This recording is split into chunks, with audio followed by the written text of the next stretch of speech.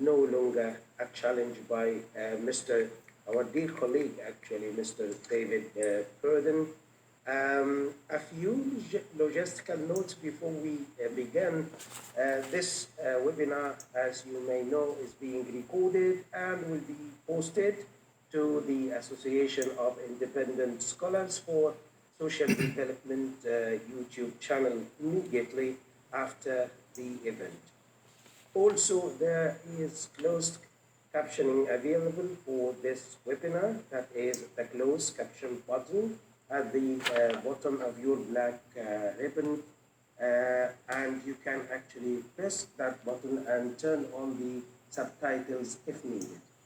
I want to remind you all that the Association of Independent Scholars for Social Development is providing this webinar as a public service. However, the views, thoughts, and opinions expressed in this webinar belong only to the person expressing them and don't necessarily represent the views of the Association of Independent Scholars for Social Development.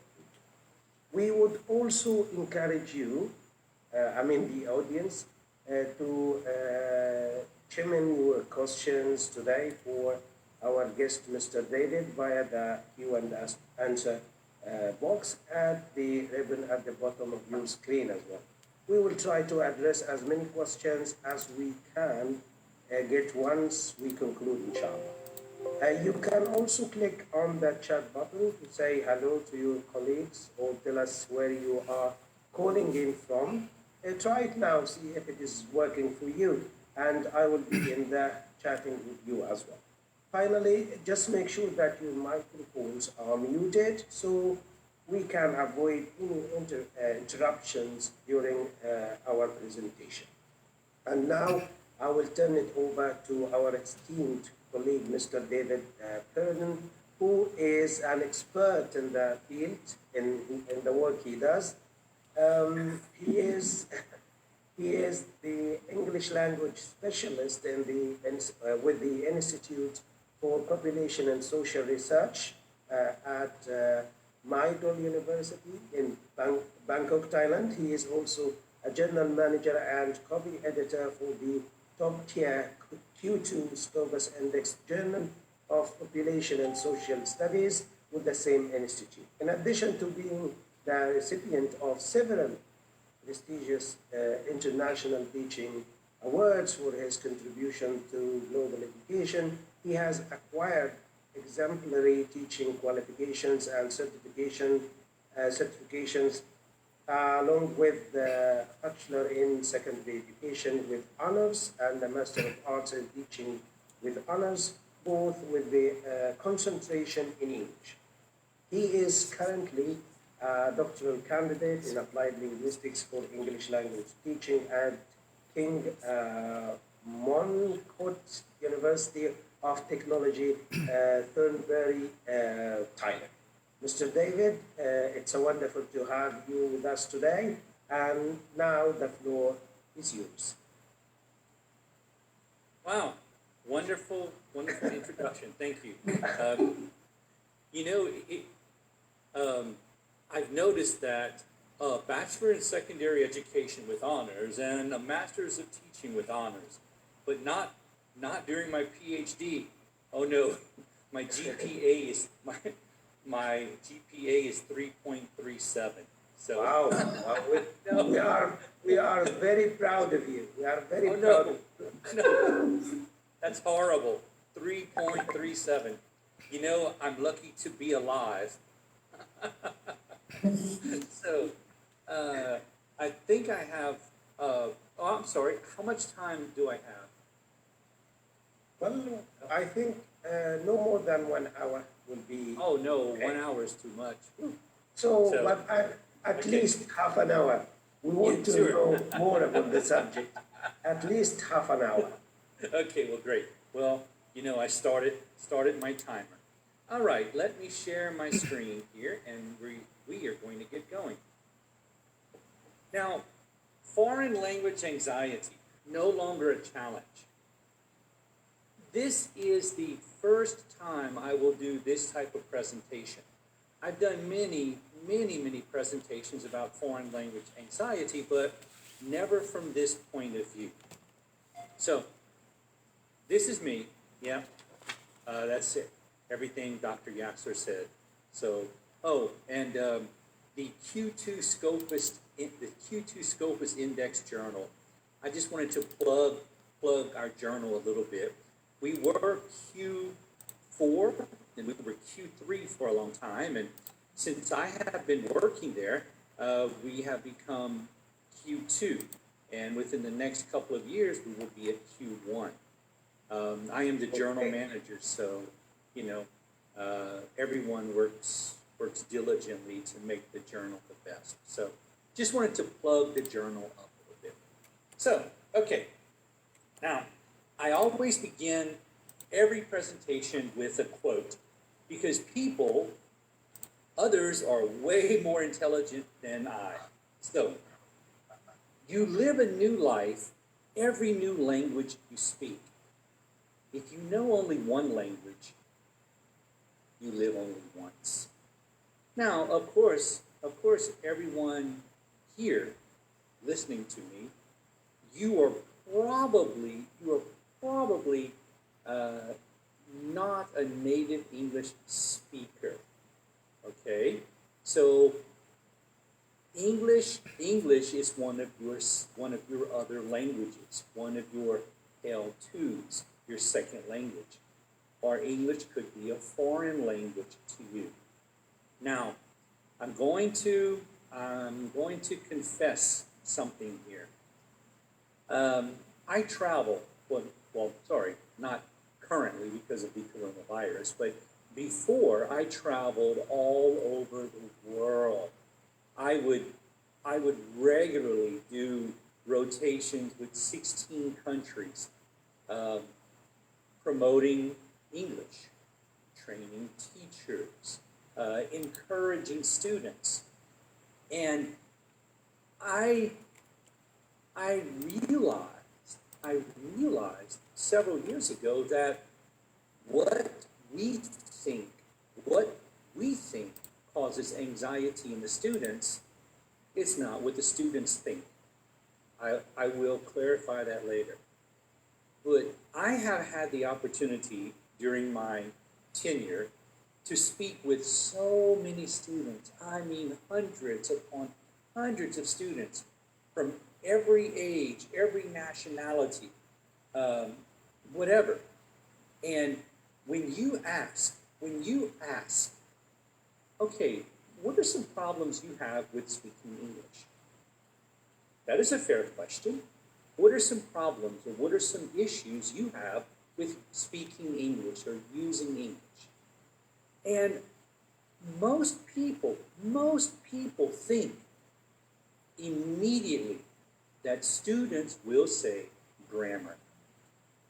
You know, there's just oodles and oodles of studies out there, just so many studies, hundreds of studies that say, no, it's not grammar. The students have this perception that grammar is the big bad monster. Well, we will see during our time together that grammar is not really the issue. So, let's go. When we think about language, just basic communication, we think about all these things, okay? We think about language, and then I'm studying English and applied linguistics, so what comes to my mind is proficiency, language proficiency, sentence structure. I even look at semantics, I even look at syntax, all of these things, and phonology and second language acquisition, all of these different terminologies. But the truth is, when someone tries to speak English, they're not thinking about all these things, okay? Now, I live in Thailand, and I have been living in Thailand for a very long time. And daily. I speak Thai. And okay, I'm a reasonable communicator. I would say maybe A2 level. Okay, that's about it. But I can speak fairly well. Reading and writing, I'm like at kindergarten level. But I can, I can communicate fairly well. Well, let me tell you, daily, every day, I make mistakes. I really do. See, Thai is a tonal language, if you like to call it that, and there are 5 distinct tones. And these tones could be ma, ma, ma, ma, ma. Okay? Now, they all sound the same to me. But when a native Thai speaker says ma, ma, ma, ma, ma, they're completely different. So when I pronounce Thai, sometimes I might call a doctor a dog, or I might call a dog a horse, or, and these things, I make these mistakes daily. And you know what? To be completely honest with you, no one cares. There is not any person in this world who cares. Because Thai is not my language. Sorry, Thai is not my first language. So I will make mistakes. And sometimes I sound stupid. But native Thai speakers, you should see them. They look at me and they're like, it takes them a second to try to realize what I'm saying, but they know, and no one cares. I'm not using Thai as a technical language, so just as a basic communicative language. No one cares. So why is there so much anxiety? Why is there so much anxiety when using English? Why is there so much anxiety? When I travel to Indonesia, I try to speak Bahasa Indonesian with my friends. And okay, Indonesian is a little easier for me to pronounce than Thai. And even when I try to speak Japanese, it's same. It's Japanese is so much easier to speak than Thai. Now, reading Japanese, don't even talk to me. Just reading, I don't think I will ever do that. But speaking Japanese, speaking Indonesian, French, Spanish, Filipino, these languages are very easy for me. When I try to speak Mandarin, Chinese, or Thai, I make mistakes all the time. And I do not feel any pressure. I do not feel any anxiety. So, why is there so much anxiety? Why do people feel so uptight and so afraid? Well, let me backtrack a little bit. I do not feel anxiety because I eliminated one factor from my speaking life. I will touch on that in just a moment. Now, as Dr. Yasser said earlier, I tend to work with foreign language anxiety quite a bit. We did a study a few months ago, and this presentation is about that study. And currently, I am doing a very large study, a study all across Thailand with several hundred participants from just every different demographics you can imagine. So our pilot study gave us some interesting answers that are not necessarily in the current literature. Now, let's go. What is foreign language anxiety? Well, it's sort of self-explanatory. Foreign language anxiety. Anxiety with speaking foreign language. That's it. Now, it is, foreign language anxiety. I'm going to use FLA from here on out because foreign language anxiety is too much for me to say. So, FLA. It really is this feeling of mild to severe fear, apprehension, Um, I've seen second language speakers, English as a second or foreign language speakers. I've seen them cry. I'm talking about high school students, university students, adult. I've seen them cry when faced with speaking English. I've seen them run away. I've seen university students say, listen, I will take the F. I'm not speaking. And this is before they know me. But after they spend time with me, there's very little FLA. Why? What is different? What is so different from what I do with them to what has been done to them before? Now, FLA leads to some negative behaviors. It really does. And these behaviors, they do differ. They do differ according to culture and language proficiency. Yes. But I find that regardless of culture, people have this fight, flight, or freeze response. They really do. You know, yesterday I went to one of the local department stores. One of the local malls, and I walked into a shop in there, and I speak Thai well enough to communicate with the workers. But you know, when this person saw me, they froze and they ran. They froze, turned, and ran. This is the typical behavior that I see with Thai adults.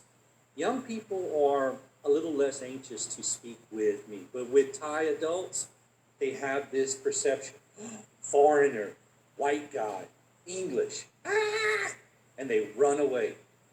So I have to stop them, and I have to ask in Thai. I said, excuse me, can you speak Thai? I cannot speak English very well. I tell them in Thai, excuse me, can you speak Thai? I cannot speak English very well. I do that, well, I do it secretly to be a little sarcastic because it's insulting when they run away, but I also do it to try to break that ice and make them feel comfortable. And look, I have really seen students perspire, shiver, even want to pass out. I've seen that when they have to speak English. And with adults, this communication limiting, I've seen that. I actually see it, continually see this. So why are adults 40, 50, 60 years old, why are they behaving this way? That was what we looked at in our research. So the fight, flight, or free response, that's so overwhelming, and the withdrawals and the avoidance behaviors and these physical manifestations, why are these things happening? Why? Well, in our studies, we wanted to find the sources of FLA. Now, so much literature has speculated. It has speculated about the sources of foreign language anxiety. Well, we found in our study 4 sources of FLA: negative criticism, self-doubt, fear of embarrassment, and feeling of guilt. Again, negative criticism, self-doubt, fear of embarrassment, and feeling of guilt. But if these are adults, I wanted to see, well, my team and I, we wanted to see what was the source. Where did these feelings begin?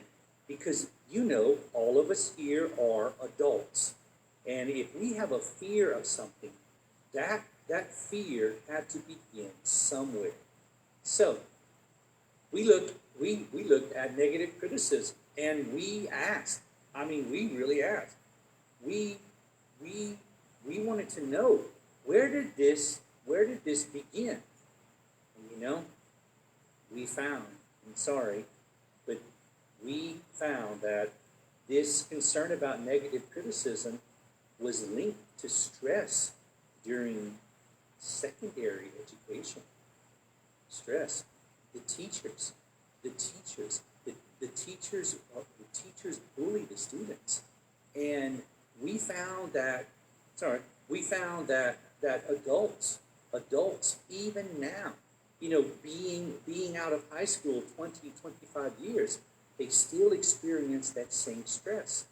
And when they experience that same anxiety, their minds automatically go back to their experiences in secondary education.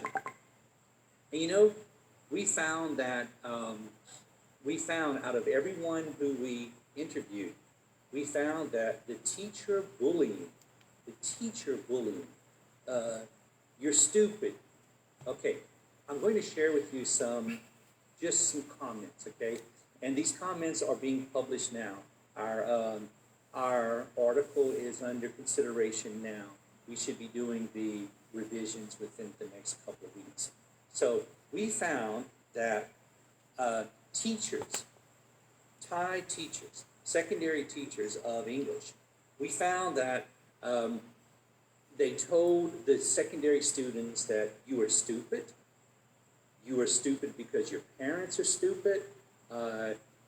In Thai, calling someone a buffalo is a derogatory term. So if you call someone a buffalo, that means that they're stupid, they're ignorant, they're difficult to control. So these adults told us that their teachers would call them stupid, call them buffaloes, and even hit them. I don't mean just with a little ruler. I mean, slap them in the face, hit them with a ruler to where the ruler would break the skin, make them bleed if they made a mistake. Well, would you want to speak English if someone was going to abuse you every time you made a slight mistake? No.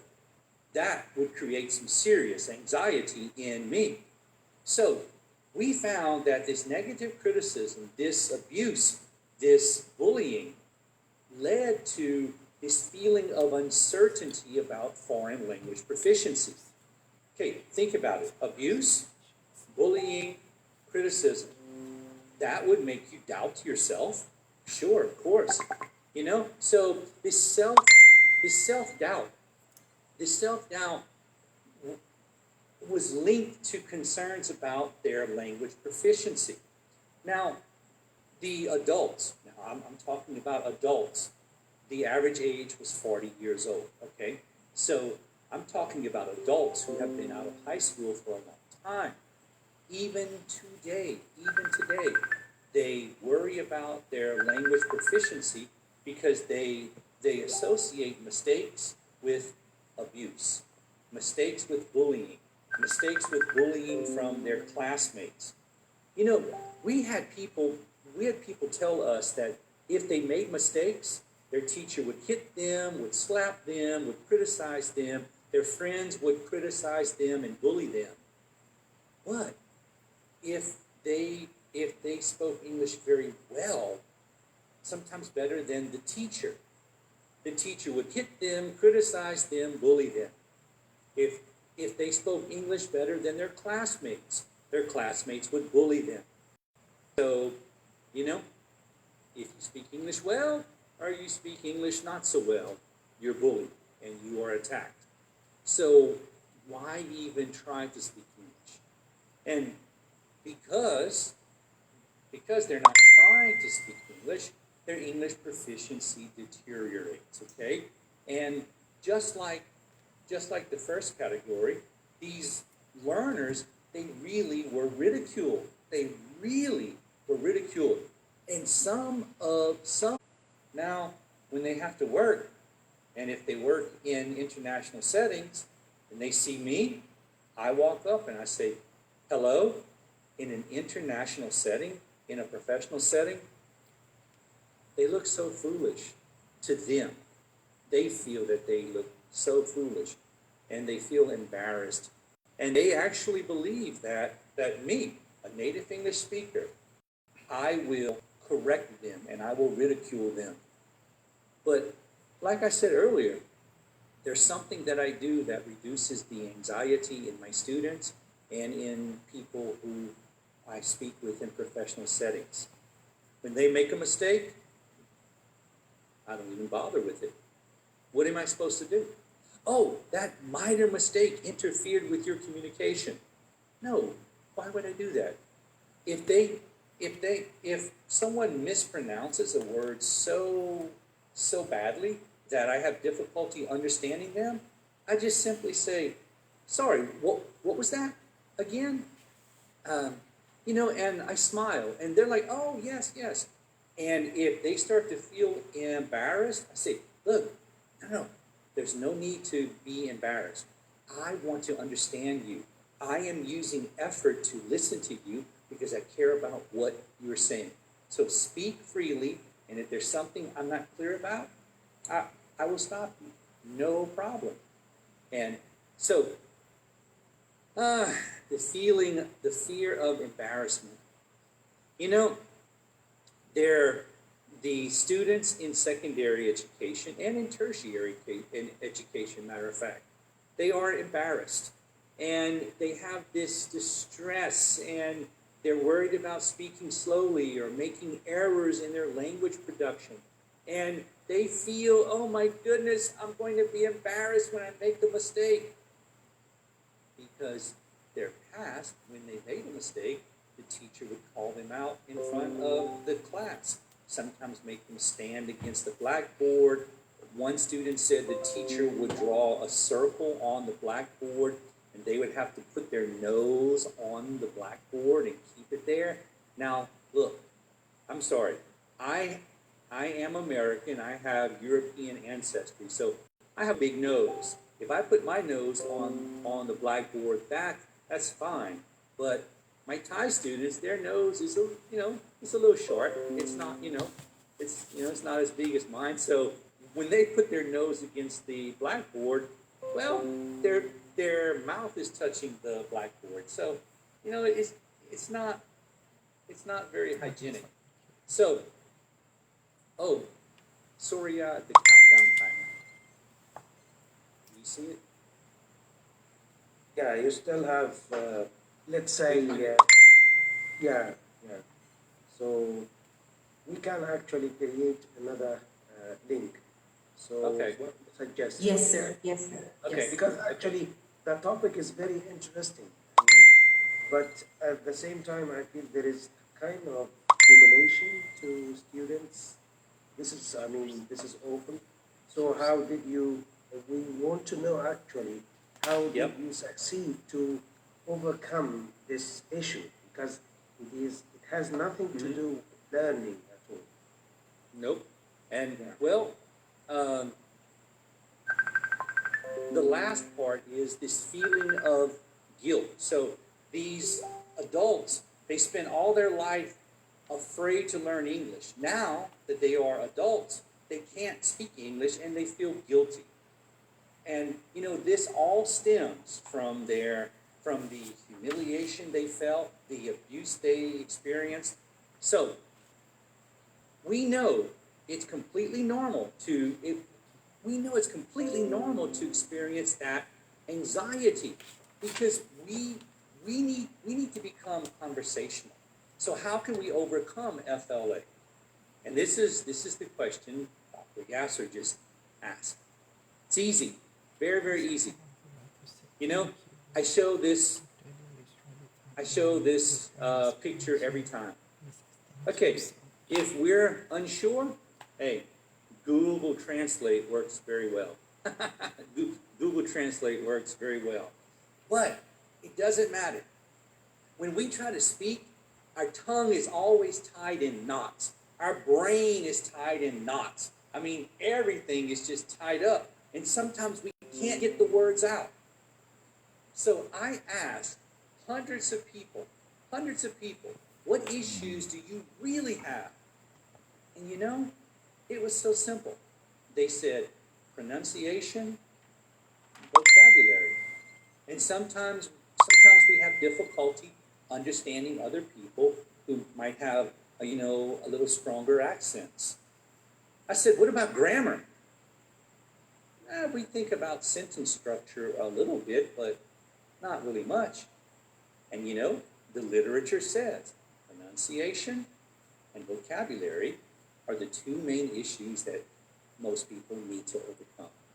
So I suggest, look, instead of being anxious, just prepare yourself.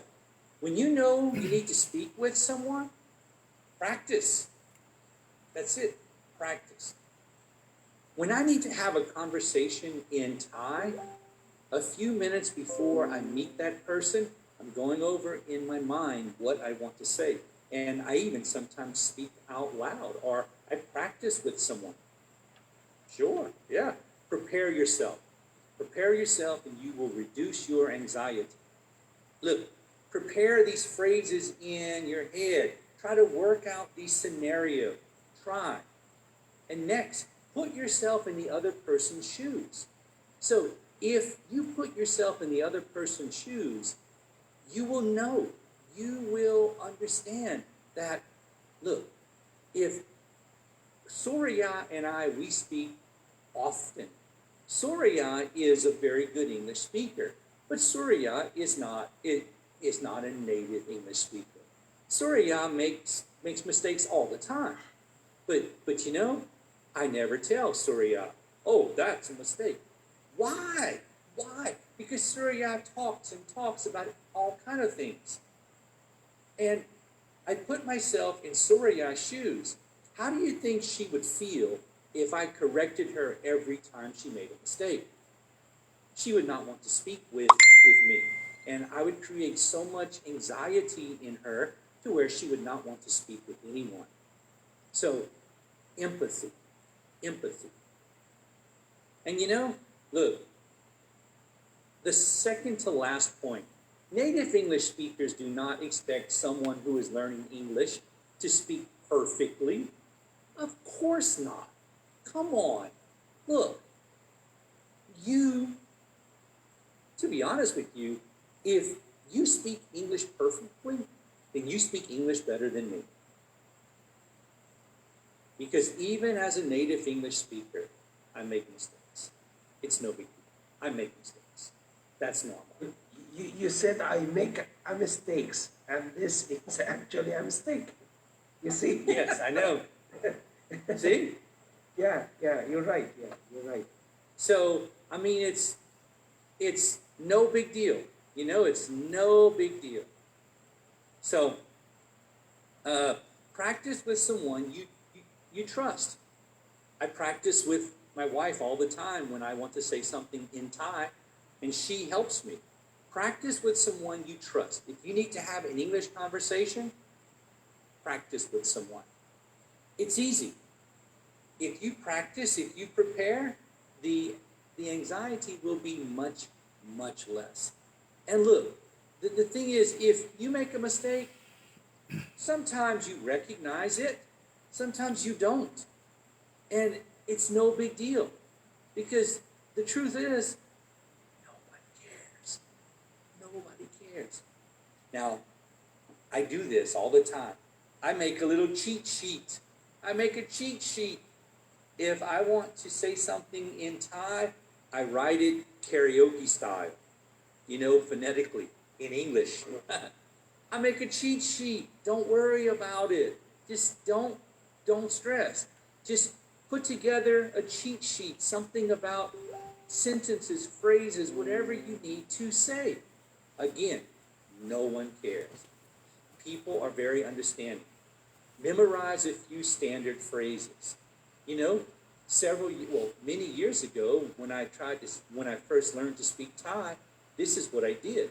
I memorized a few standard phrases. And I use those phrases, and it helps me overcome anxiety. I'm sorry, I don't understand. Can you repeat that, please? Can you speak more slowly, please? It's okay. Look, everyone understands. So whatever anxiety you have, just practice, prepare, Write some phrases. Practice makes perfect. Again and again and again.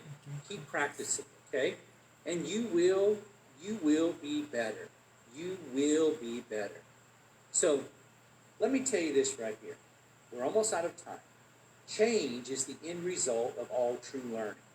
The more you learn, the more you do, the more you practice, your proficiency will change and you will become a better